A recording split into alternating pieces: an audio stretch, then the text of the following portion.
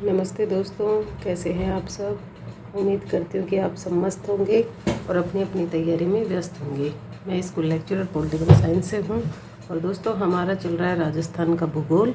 उसमें हम राजस्थान के भूगोल में भौतिक प्रदेश कर रहे हैं। भौतिक प्रदेशों में 2 भौतिक प्रदेश हम कर चुके हैं, मरुस्थलीय भौतिक प्रदेश और एक अरावली का कर चुके हैं और तीसरे नंबर का अब हमारा आ गया पूर्व के मैदान और उसके साथ ही हम करेंगे हाड़ौती प्रदेश, दक्षिण पूर्वी पठारी प्रदेश, पश्चिम का मरुस्थल हो चुका है, अरावली पर्वतीय प्रदेश हो चुका है और आज हम ये दोनों कंप्लीट कर लेंगे और राजस्थान का भौतिक स्वरूप टॉपिक हमारा आज कंप्लीट हो जाएगा। उसके बाद आप जितने भी ऑब्जेक्टिव प्रश्न हैं पहले आए हुए, जो भी आपके पास ऑब्जेक्टिव बुक है उसमें से प्रश्न निकालना, ज़्यादा से ज़्यादा ऑब्जेक्टिव करना, फिर आपको और सब कहीं से भी कुछ भी पढ़ने की ज़रूरत नहीं है। अगर मान लो क्वेश्चन में कुछ अलग लगता है जो मैंने नोट्स में ऐड नहीं किया तो वहीं आप नोट्स में ही उनको ऐड कर देना और फिर बाद में लास्ट में इनको रिवीजन करना। ठीक है दोस्तों, चलो शुरू करते हैं। और हाँ, अगर आपको वीडियो पसंद आती है तो चैनल को सब्सक्राइब करके ही जाया करो, क्योंकि नहीं तो आपके पास नेक्स्ट वीडियो कैसे पहुंचेगी। और बेल आइकन को प्रेस करके रखना और दोस्तों के साथ भी भेज दिया करो भाई। ठीक है, चलो शुरू करते हैं। पूर्व का मैदानी प्रदेश। अब इसकी उत्पत्ति देखते हैं तो उत्पत्ति इसके प्लेस्टोसीन काल में हुई थी। नूतन महाकल्प है ये। गंगा यमुना द्वारा लाई गई मिट्टी या जलोढ़ जमाव से इस प्रदेश की उत्पत्ति होती है। पूर्व के मैदान की विस्तार इसका कितना है, 23.6% है और जनसंख्या इसमें 40% है। जो सर्वाधिक लोग यहाँ रहते हैं वो तो रहेंगे ही, क्योंकि मैदानी प्रदेश है, सबसे ज़्यादा अच्छी मिट्टी, उपजाऊ मिट्टी है, सबसे ज़्यादा पानी यहाँ है, इसीलिए लोग भी सबसे ज़्यादा वही रहते हैं जहाँ पर पानी वानी और अच्छी मिट्टी, उपजाऊ मिट्टी होती है। जिले देखिए, जिले अलवर, कोटपुतली, बहरोड, खैरतल, तिजारा, डीह, भरतपुर, जयपुर, दौसा, टोंक, धौलपुर, करौली, सवाई माधोपुर, भीलवाड़ा, चित्तौड़गढ़, सलेम्बर, प्रतापगढ़, डूंगरपुर, बांसवाड़ा। जब आप नक्शा देखेंगे, नक्शे में आपको स्पष्ट समझ में आ जाएगा कि ये भाग इधर है, तो ये जिले होंगे। इसमें मिट्टी है जलोढ़ व दोमट मिट्टी जो सर्वाधिक उपजाऊ है और जलवायु यहाँ की आर्द्र होती है। अब विशेषताएँ देखिए, पूर्व के मैदान जलोढ़ मृदा का क्षेत्र है जो सर्वाधिक उपजाऊ है, इम्पोर्टेंट है। सर्वाधिक कृषि संभावना वाला भौतिक प्रदेश है, सर्वाधिक जनसंख्या वाला भौतिक प्रदेश है, सर्वाधिक जन घनत्व वाला भौतिक प्रदेश है। होगी क्योंकि लोग सबसे ज़्यादा यहीं रहेंगे कि यहाँ पे मिट्टी अच्छी है। अब मिट्टी कौन सी है, जलोढ़ मिट्टी है, दोमट मिट्टी है, कांप मिट्टी है और एल्फी सोल है। हमने ध्यान रखना, आपको याद होगा पश्चिम के मरुस्थल में हम एंटी सोल मिट्टी पढ़े थे और इसमें एल्फी सोल है। उसमें हमने याद किया था पाकिस्तान हमारे एंटी है तो वहाँ पर एंटी सोल होगी। और एल्फी सोल का ऐसे याद रखना कि यहाँ पे ये हरा भरा, पूर्व का मैदान हरा भरा क्षेत्र है और सेल्फी वहीं ले जाती है जहाँ पर हरा भरा क्षेत्र होता है। तो एल्फी सोल सेल्फी से याद रख लेना, हरे भरा क्षेत्र में, यानी कि जलोढ़ दोमट मिट्टी को एल्फी सोल कहा जाता है। निर्माण कैसे हुआ, नदियों द्वारा लाई गई मिट्टी से इसका निर्माण होता है। अब देखिए जलोढ़ मृदा के प्रकार हैं। ये आपके चाहे मृदा टॉपिक नहीं भी है तो भी आपके क्वेश्चन आता है, इसमें से एक क्वेश्चन हमेशा आता है किसी न किसी एग्जाम में। तो देखिए, नदियों द्वारा जब ऊपर से कंकड़ पत्थर बहा के ले आते हैं और कंकड़ पत्थर के नीचे से जब पानी जाता है तो उसको तो भाबर कहते हैं, भाबर। फिर जैसे आगे पानी जाता है और ये दलदली जमी मिट्टी हो जाती है तो इसको बोलते हैं तराई। तराई, दलदली क्षेत्र को तराई बोलते हैं, कंकड़ पत्थर वाली मृदा को भाबर बोलते हैं। ठीक है। और जब देखिए नदी बह रही है, ये मान लो नदी है, ये मान लो नदी जा रही है और जब नदी का पानी, नदी की मिट्टी दूर, ऐसे हर बार अब इधर जा रही है, ये दूर जा रही है मिट्टी, यहाँ से इकट्ठी हो के फिर नदी इधर जा रही है, तो फिर जा रही है, तो ये जो दूर नदी की मिट्टी है इसको तो बोलेंगे बांगर। और नदी के साथ साथ जो नई मिट्टी आ रही है इसको बोलेंगे खादर। ये ध्यान रखना। अब देखिए ट्रिक भी है इसको याद करने की। हम गांव की भाषा में किसी भी चीज़ को बोलते हैं कि बगा दे, किसी मतलब फेंक दे को मतलब बोलते हैं गांव में बगा दे। बगा दे का मतलब होता है फेंक दे, यानी कि बांगर का मतलब पुरानी चीज़ों को क्या करते, बगा दे। ठीक है। खादर मतलब खोद ले, यानी कि नया खोद ले। तो याद रखना, पुरानी मिट्टी बांगर कहलाती है, नई मिट्टी खादर कहलाती है। प्राचीन जलोढ़ मिट्टी को बांगर कहते हैं, नवीन जलोढ़ मिट्टी को खादर कहते हैं। इम्पोर्टेंट है, बहुत ही इम्पोर्टेंट है, हर बार पूछा जाता है इसमें। अब देखिए, आपसे ऐसे पूछेगा कि सर्वाधिक बांगर वाली सर्वाधिक प्राचीन जलोढ़ मिट्टी कहाँ पाई जाती है। तो जो प्राचीन जलोढ़ मिट्टी है वो लूनी बेसिन में होती है, और जो नवीन जलोढ़ मिट्टी यानी खादर है वो चंबल बेसिन में पाई जाती है। वेरी वेरी इंपॉर्टेंट है, फर्स्ट ग्रेड सेकंड ग्रेड में दोनों में आ चुका है ये एग्ज़ाम। ये पूछता है कि प्राचीन जलोढ़ मिट्टी कौन से नदी बेसिन में मिलती है और नवीन जलोढ़ मिट्टी कौन से नदी बेसिन में मिलती है। तो प्राचीन तो मिलती है लूनी में और नवीन मिलती है चंबल बेसिन में। ठीक है, अब देखिए प्रश्न आया हुआ है फर्स्ट ग्रेड में, राजस्थान में प्राचीन कांप मृदा पाई जाती है। प्राचीन कांप मृदा पूछ रहे हैं तो लूनी बेसिन आएगा, नवीन कांप मृदा पूछता तो चंबल बेसिन आता। ठीक है, ऐसे प्रश्न बनते हैं। अब देखिए, पूर्वी मैदानी प्रदेश का वर्गीकरण करते हैं तो वर्गीकरण 3 भागों में होता है इसका, चंबल बेसिन, बनास बाणगंगा बेसिन और Mahi basin. Chambal basin, Banas Banganga basin, Mahi basin. Chambal basin बीहड़ प्रदेश, बनास बाणगंगा बेसिन में पीड़मांत का मैदान, खैराड़ प्रदेश और रोही का मैदान, ये 3 चीज़ पढ़ेंगे। माही बेसिन में पढ़ेंगे छप्पन का मैदान, कांठल और वागड़ प्रदेश। इसमें से कैसे प्रश्न बनता है वो देखिए, पूर्वी मैदानी प्रदेश से संबंधित नहीं है पूछा था, आरपीएससी नहीं आया हुआ एग्जाम में है question. Chambal basin, Luni basin, Banas basin और माही बेसिन पूछ रहा है, नहीं है तो चंबल है, बनास है, माही है, लूनी बेसिन नहीं है। याद रखना है तीनों का नाम। ठीक है, अब देखिए पहला हम पढ़ेंगे चंबल बेसिन। चंबल नदी द्वारा निर्मित मैदान कोटा, बारा, झालावाड़, बूंदी, सवाई माधोपुर, करौली, धौलपुर। आपको पता ही होगा चंबल नदी एमपी से निकलती है, एमपी के बाद में यहाँ पे घुसती है भैंसरोडगढ़ चित्तौड़ से, फिर कोटा से होती हुई यहाँ पे बारा, बूंदी, सवाई माधोपुर, धौलपुर, करौली, यहाँ ऐसे ये यहाँ पर धौलपुर के पास में किससे मिल जाती है, यमुना से मिल जाती है। तो ये सारे ज़िले आ जाएंगे, कोटा, बारा, झालावाड़, बूंदी, सवाई माधोपुर, करौली, धौलपुर। उत्खात स्थलाकृति बीहड़ पैडलैंड मिट्टी डांग प्रदेश, ये पूछा जाएगा। उत्खात ये पूछा भी आया, रीट में आया था एक बार। उत्खात स्थलाकृति या वेटलैंड किस नदी से संबंधित है, तो चंबल नदी से संबंधित है। बीहड़ नदी द्वारा निर्मित गहरे गड्ढों को कहते हैं, एक ही नाम है ये। उत्खात स्थलाकृति, बीहड़, डांग, वेटलैंड सब नदी द्वारा निर्मित गहरे गड्ढे को कहते हैं। देखिए डांग भूमि क्या होती है, ये ऐसे नदी आती है। चंबल नदी विश्व की सबसे ज़्यादा अवनलिका प्रदान करती है। जब अवनलिका प्रदान करती है तो गहरी गहरी खाइयाँ हो जाती हैं। गहरी गहरी खाइयाँ हो जाती है तो वहाँ क्या है, डाकुओं को रहने के लिए अच्छी जगह मिल जाती है खाइयों। तो जब तो वहाँ पर धौलपुर में वहाँ पे सबसे ज़्यादा डाकू रहते हैं। कंदरा युक्त क्षेत्र है, डांग भूमि है, ये देखो ऐसे। ठीक है, अवनलिका प्रदान विश्व में सर्वाधिक चंबल नदी द्वारा होता है। याद रखना ये नदी में भी आएगा जब नदियाँ पढ़ेंगे। राजस्थान में बीहड़ वाले ज़िले, सर्वाधिक बीहड़ वाला ज़िला है धौलपुर। याद रखना है, ज़िले पूछ रहा है तो धौलपुर, करौली, सवाई माधोपुर, कोटा, बूंदी। डांग प्रदेश बोलेंगे इसको, डांग प्रदेश सबसे ज़्यादा बीहड़। अब इनमें से ये ऑप्शन दे देगा, एक और अलग दे देगा, उनमें से पूछेगा इनमें से कौन सा नहीं है। तो ये याद रखना, धौलपुर, करौली, सवाई माधोपुर, कोटा, बूंदी, ये तो याद रह जाएगा। जब आपको नक्शा थोड़ा बहुत भी आइडिया है नक्शे का तो याद रह जाएगा कि ये सारा इस क्षेत्र की ही बात हो रही है ना। सर्वाधिक बीहड़ पूछता है तो धौलपुर में है, और करौली को बीहड़ की रानी कहा जाता है। ध्यान रखना, बीहड़ या डांग की रानी किसको कहा जाता है, करौली को। एक एक चीज़ वो लिखी है मैंने जो इम्पोर्टेंट है, फालतू की बकवासबाजी कुछ भी नहीं लिखी। इनमें से आपको कुछ भी स्किप नहीं करना है, ये सारी चीज़ें याद करनी है। डांग क्षेत्र विकास कार्यक्रम 1995-96 में शुरू किया।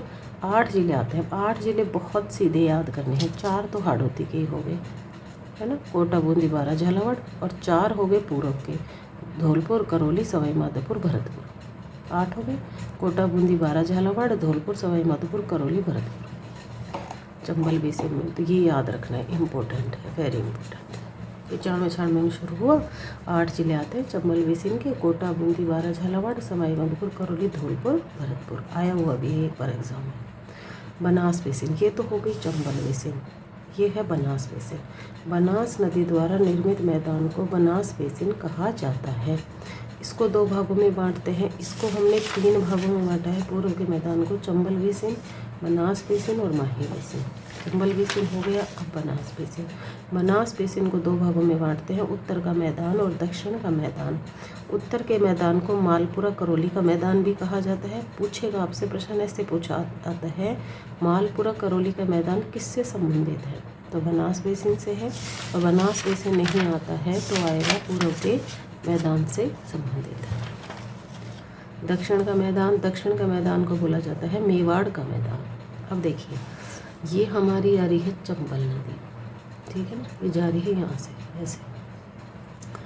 अब ये जा रही है बनास नदी। अब बनास नदी के जो यहाँ पर ये उत्तर में जो मैदान है, इसको तो बोलते हैं मालपुरा करौली का मैदान या उत्तर का मैदान। जो दक्षिण का मैदान है इसको बोलते हैं मेवाड़ का मैदान। दक्षिण का मैदान या मेवाड़ का मैदान, याद रखना है, इम्पोर्टेंट है, ठीक है। सारे आपको ऐसे ही बनाने हैं, मैप बना के, तभी याद होगी। ज्योग्राफी है, इसका नाम रटने से कभी भी ज्योग्राफी याद नहीं होगी। अब देखिए, खमनोर की पहाड़ी से ये निकलती है, ये चंबल नदी हो गई। अब देखिए, देवगढ़ से, राजसमंद के देवगढ़ से जहाजपुर भीलवाड़ा तक का ये जो मैदान है बनास नदी का, इसको कहा जाता है पीड़ मांट का मैदान। वेरी वेरी इंपॉर्टेंट है, एग्ज़ाम में खूब आता है, इस पे एक क्वेश्चन ज़रूर बनता है। और दूसरा है जहाजपुर से टोंक तक का जो मैदान है, ये कहा जाता है खैराड़ का मैदान, खैराड़ प्रदेश। जहाजपुर भीलवाड़ा से टोंक तक का क्षेत्र खैराड़ प्रदेश कहलाता है। और राजसमंद देवगढ़ से जहाजपुर भीलवाड़ा तक का मैदान पीड़ मांट का मैदान कहलाता है। अब देखिए, प्रश्न इसमें 2 तरीके के बनते हैं, आपको दोनों चीज़ें याद रखनी होगी। देखिए, पीड़ मांट के मैदान का संबंध पूछता है, किससे है? तो देखिए, थार का मरुस्थल, अरावली, पूर्वी मैदानी प्रदेश या हाड़ौती प्रदेश। तो सिंपल सा है, पूर्वी मैदानी प्रदेश आएगा, ठीक है। पीड़ मांट के मैदान का संबंध पूछता है तो पूर्वी मैदानी प्रदेश से आएगा। लेकिन प्रश्न ऐसे पूछता है, पीड़ मांट का मैदान स्थित कहाँ है? तो ये स्थित अरावली पर्वतीय प्रदेश में है। यहाँ पर ये नदी बनास है, बनास नदी का प्रवाह क्षेत्र है, लेकिन अरावली पर्वतमाला के अंतर्गत आती है। ये आपको दोनों प्रश्नों में अंतर याद रखना ही होगा। पीड़ मांट के मैदान का संबंध किससे है? संबंध पूर्व के मैदान से है। पीड़ मांट का मैदान स्थित कहाँ है? अरावली पर्वतीय प्रदेश में स्थित है। ये एग्जाम में आया हुआ प्रश्न है। यहाँ पे आप पूर्वी मैदानी प्रदेश मत कर देना, स्थित पूछ रहा है। ये बन जरूर बनास नदी के प्रवाह से क्षेत्र से बन रहा है, लेकिन है ये अरावली में, ध्यान रखना इसको, है ना। बनास नदी द्वारा बनाया जाता है, लेकिन स्थित कहाँ है? अरावली पर्वतीय प्रदेश में है। इम्पोर्टेंट है, वेरी इम्पोर्टेंट है। रोही का मैदान बैराट की पहाड़ियों से निर्मित होता है। जयपुर, बाणगंगा और दौसा तक का ये जो मैदान है, बाणगंगा और यमुना दोआब प्रदेश को रोही दोआब कहा जाता है। ये इतना इम्पोर्टेंट नहीं है, फिर भी ये याद रखना, रोही नाम याद रख लेना, ठीक है। अब तीसरा है माही बेसिन। माही बेसिन क्या है? माही व सहायक नदियों द्वारा निर्मित मैदान है। अब देखिए, यहाँ पर आपने देखा होगा, माही नदी कर्क रेखा को 2 बार ऐसे ही तो काटती है। यहाँ पर कर्क रेखा है, इधर से निकलेगी एमपी से, और इधर जाके आम्र कौन सी है, यहाँ से एमपी से निकलेगी और इधर जाकर वापस गिरेगी। 2 बार कटेगी ऐसे, है ना। तो देखिए, वागड़ किसको बोलते हैं? मैंने कल भी आपको उसमें बताया था, बांगड़ तो बोलते हैं उत्तरी, जो बांगड़ उत्तर बिंदी लग रही है, गंगानगर हनुमानगढ़ वाले भाग को बांगड़ बोलते हैं। और वागड़ बोलते हैं डूंगरपुर बांसवाड़ा में विखंडित पहाड़ियों को वागड़ बोलते हैं। वागड़ और बांगड़ में अंतर याद रखना, बिंदी हमेशा ऊपर लगती है, बांगड़ ऐसे याद रख लेना, ऊपर गंगानगर की तरफ, और वागड़ डूंगरपुर बांसवाड़ा आएगा। ठीक है, अब देखिए डूंगरपुर, ये यहाँ पर देखिए बांसवाड़ा ये नदी, और डूंगरपुर, प्रतापगढ़, बांसवाड़ा 3 जिले हैं यहाँ पे। प्रतापगढ़ में माही नदी के किनारे स्थित तटवर्ती मैदान को कांठल प्रदेश कहा जाता है, इसीलिए माही नदी को कांठल की गंगा कहा जाता है। प्रतापगढ़ में माही नदी के किनारे स्थित तटवर्ती मैदान को कांठल प्रदेश कहा जाता है। और प्रतापगढ़ और बांसवाड़ा में स्थित 56 नदी नालों के समूह को 56 का मैदान कहा जाता है। प्रतापगढ़ और बांसवाड़ा में स्थित 56 नदी नालों के समूह को 56 का मैदान कहा जाता है। त्रिवेणी संगम है ही डूंगरपुर बेणेश्वर में, जिसमें सोम, माही, जाखम 3 नदियों का संगम है। ठीक है, इसको त्रिवेणी संगम बेणेश्वर में मेला लगता है, सोम, माही, जाखम, ये माही नदी होगी। इसमें 2-3 चीज़ याद रख लिए। वागड़ याद रखना है, डूंगरपुर बांसवाड़ा में विखंडित पहाड़ी क्षेत्र वागड़ कहलाता है। प्रतापगढ़ की माही नदी के किनारे स्थित तटवर्ती मैदान को कांठल कहते हैं। प्रतापगढ़ बांसवाड़ा में स्थित, ये क्वेश्चन तो शायद 3rd ग्रेड में आया हुआ है किसी ने। प्रतापगढ़ बांसवाड़ा में स्थित 56 नदी नालों, ये भी याद रखना है। अब इसमें डूंगरपुर मत कर देना। प्रतापगढ़ बांसवाड़ा में स्थित 56 नदी नालों का समूह 56 का मैदान कहलाता है। यहाँ पर डूंगरपुर बांसवाड़ा है, वागड़ में याद रखना डे है, डे में डूंगरपुर आएगा। डूंगरपुर और वाह बांसवाड़ा दोनों एक जैसे नाम लग रहे हैं। ठीक है, वाह भी आ गया, डे भी आ गया, डूंगरपुर बांसवाड़ा, और प्रतापगढ़ बांसवाड़ा यहाँ आएगा 56 नदी नालों का समूह। पुष्प प्रदेश किसको बोलते हैं? प्राचीन काल में संज्ञा दी जाती थी माही बेसिन को पुष्प प्रदेश। माही बेसिन को कहा जाता था, क्यों कहा जाता था? क्योंकि यहाँ पर महुआ सर्वाधिक होता था। पुष्प प्रदेश में संबंधित कौन कौन है? कांठल प्रदेश, कांठल भी उसी को बोला जाता है प्रतापगढ़ में, प्रतापगढ़ वाले को। प्रतापगढ़ माही नदी किनारे स्थित तटवर्ती मैदान, वागड़ आ ही गया, वागड़ में बांसवाड़ा और डूंगरपुर आ जाएगा कि उसको, और 56 का मैदान आपको पता ही है, 56 के मैदान में आ जाएगा प्रतापगढ़ और बांसवाड़ा। ठीक है, 56 नदी नालों का इम्पोर्टेंट है, एक एक चीज़ इम्पोर्टेंट है, कुछ भी स्किप नहीं करना। ये तो हमारा हो गया पूर्व का मैदान कंप्लीट, है ना। अच्छी तरह आपको याद भी हो गया होगा क्योंकि सिंपल सा ही है, और मैंने तो मेरा पूरा बहुत सिंपल करके समझाया आपको। मेरे हिसाब से आपको समझ में भी आ गया होगा। 1 बार नहीं 2 बार वीडियो देखना, आराम से समझ में आ जाएगा, क्योंकि पढ़ाई की वीडियो तो मुझे नहीं लगता स्किप कर करके देखनी चाहिए, बाकी आपकी खुद की समझ है। ठीक है, मेहनत करो तो जान लगा के करो, नहीं तो बस मेरे हिसाब से बीच वाली मेहनत लाइफ में कभी नहीं करनी चाहिए कि लग भी रहा है, पढ़ भी रहे हैं और पढ़ाई हो भी नहीं रही है। या तो जान झोंक के करो या फिर रेस्ट करो, एक काम तो हो, शरीर को तो रिलैक्स मिलेगा, और या फिर करो तो पूरी जान लगा के करो। अब लास्ट हमारा है दक्षिण पूर्व पठारी प्रदेश, हाड़ौती का पठार।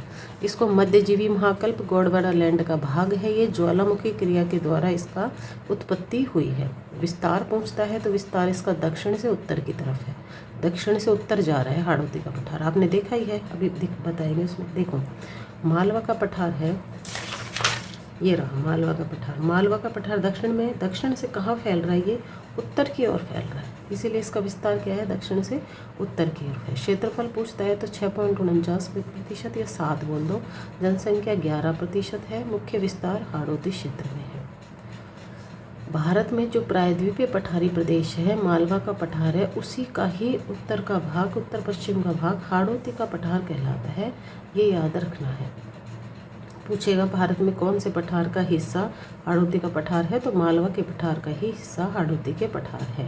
क्षेत्रफल की दृष्टि से राजस्थान का सबसे छोटा प्रदेश है, बस यही तो है यहाँ पर हाड़ौती। मिट्टी काली, रेगुर, वर्टिसल सोइल और कपासी मृदा होती है। वर्टिका याद रख लेना, काली मिट्टी है तो डर्टी है, ये डर्टी बोलते हैं ना अपन, गंदा, डर्टी, वर्टिसल सोइल। हाड़ौती का पठार, हाड़ौती के पठार को हम 2 भागों में बांटते हैं, विंध्य कगार क्षेत्र और दक्कन का पठार। विंध्य कगार क्षेत्र में आता है धौलपुर, करौली, सवाई माधोपुर। दक्कन के पठार में आता है झालावाड़। इसमें देखिए विंध्य कगार में अर्धचंद्राकार पहाड़ियों को बूंदी की पहाड़ियाँ आती है। इम्पोर्टेंट है, आया हुआ है, 2nd ग्रेड में आया है शायद ये। निम्नलिखित में से अर्धचंद्राकार पहाड़ियाँ नहीं है।